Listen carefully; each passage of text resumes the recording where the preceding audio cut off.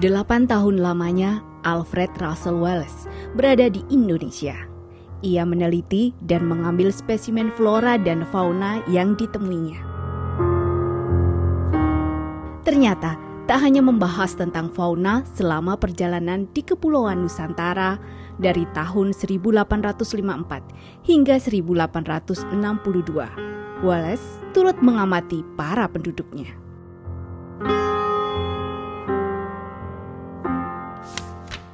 Menurut Wallace, ada dua ras yang berbeda, yaitu ras Melayu dan ras Papua. Ras Melayu mendiami seluruh bagian barat, sedangkan ras Papua mendiami Papua Nugini dan beberapa pulau di dekatnya. Di antaranya terdapat daerah-daerah yang dihuni oleh penduduk yang merupakan percampuran dari kedua ras tersebut.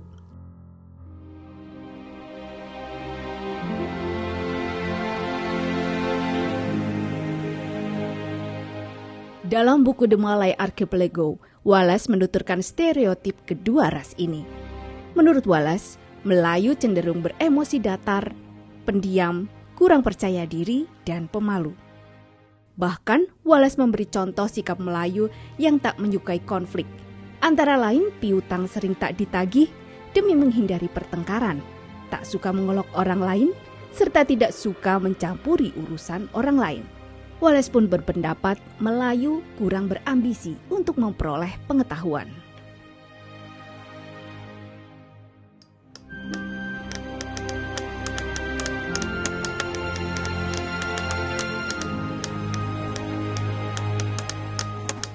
Lain Melayu, lain ras Papua. Wallace melihat orang Papua ekspresif dalam perbuatan dan perkataan. Orang Papua lebih bersemangat dan memiliki tingkat kecerdasan yang tak kalah dengan Melayu.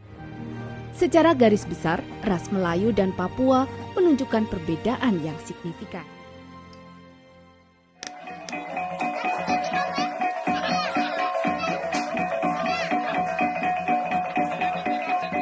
Wallace turut menyoroti para penduduk yang tinggal di bagian tengah Nusantara. Menurut dia, mereka bertubuh tinggi besar, berwajah seperti orang Papua, berambut keriting tetapi berkulit seperti ras Melayu. Pengamatan Wallace menarik untuk ditelaah secara genetika. Nah, sekarang bagaimana genetik bisa menjawab itu gitu? Ternyata tidak seperti di garis begitu yang diputus gitu, tapi itu gradual itu. Jadi bahwa mulai dari Wallace Line itu sesudahnya itu ya temuan kita aja gitu loh. Di Sumba tuh mulai, Sumba Timur itu udah mulai ada Papuan di situ. Nah, kenapa ada? Ya berarti Papuanya masih ada di situ pada waktu Austronesian-nya datang. Dengan yang tadi whole genome sequencing atau genome wide analysis, itu kita bisa melihat campuran-campuran tadi. Orang-orang Da'a yang ada di Sulawesi Tengah itu memiliki gambaran fisik yang kurang lebih sama dengan orang-orang Papua lah.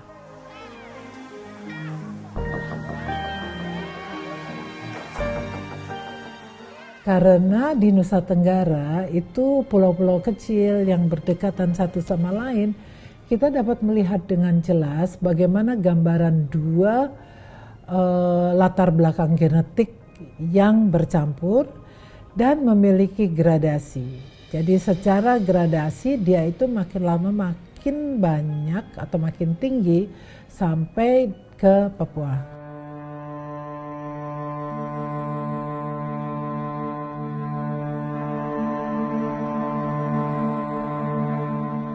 Lalu bagaimanakah mereka bisa ada di bumi pertiwi? Apakah sudah ada dari awal Nusantara terbentuk atau hasil migrasi dari daerah lain? Jadi 50.000 tahun yang lalu itu sudah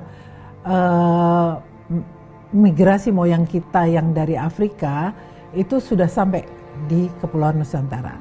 Mereka itu kemudian mengembara terus sampai akhirnya ditemukan di benua Australia, yang pada waktu itu masih menjadi satu sebagai paparan sahul.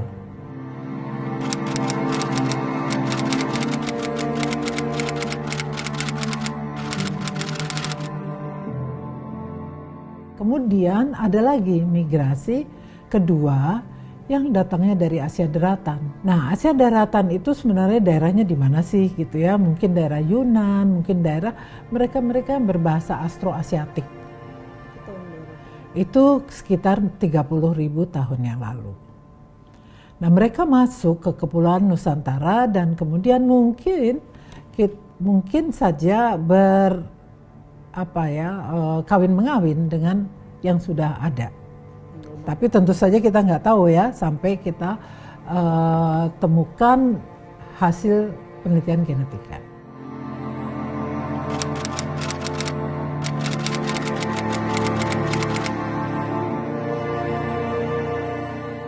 Yang ketiga itu gelombang migrasi yang cukup besar, itu mereka-mereka yang berbahasa Austronesia. Bahasa yang kita gunakan sekarang itu adalah bahasa Austronesia.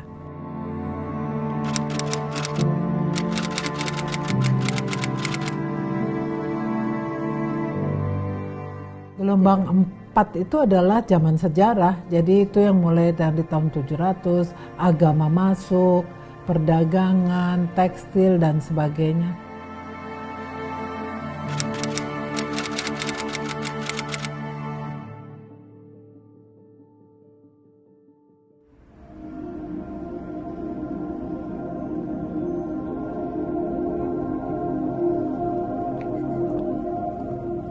Begitulah ihwal kedatangan manusia modern di Indonesia yang berlanjut hingga saat ini. Namun, bagaimana sebelum 50.000 tahun yang lalu? Apakah ada kehidupan manusia di Nusantara? Situs Liang Bua. Inilah saksi bisu akan kehidupan manusia purba di daerah Walas. Goa Liang Bua ini disinyalir merupakan tempat tinggal Homo floresiensis.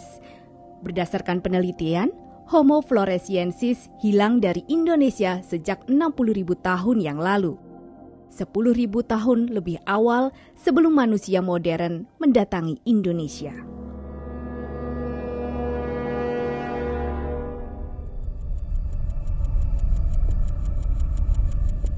Para ahli menemukan tengkorak peninggalan Homo floresiensis. Berdasarkan fosil ini, disimpulkan tinggi Homo floresiensis dewasa adalah sekitar 1,1 meter, membuat spesies ini disebut hobbit atau manusia kerdil. Berdasarkan hasil penelitian, hobbit bukanlah tilasan dari manusia masa kini. Garis hobbit terputus 60.000 tahun silam. Penyebab kepunahan hobbit belum diketahui hingga saat ini.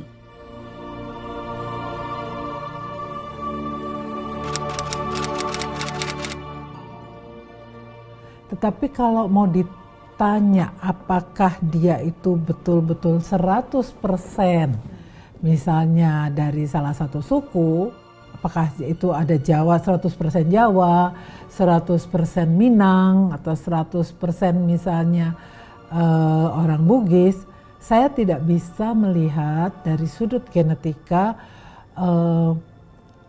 ke 100%-an itulah atau kemurnian dari genetik tersebut. Semakin menyelami genetis, semakin tersadar pula bahwa Indonesia adalah sebuah negara yang keberagamannya sangat kompleks, melebihi konsep kesukuan, agama, dan ras. Sebuah pluralitas yang jauh melampaui imajinasi kita.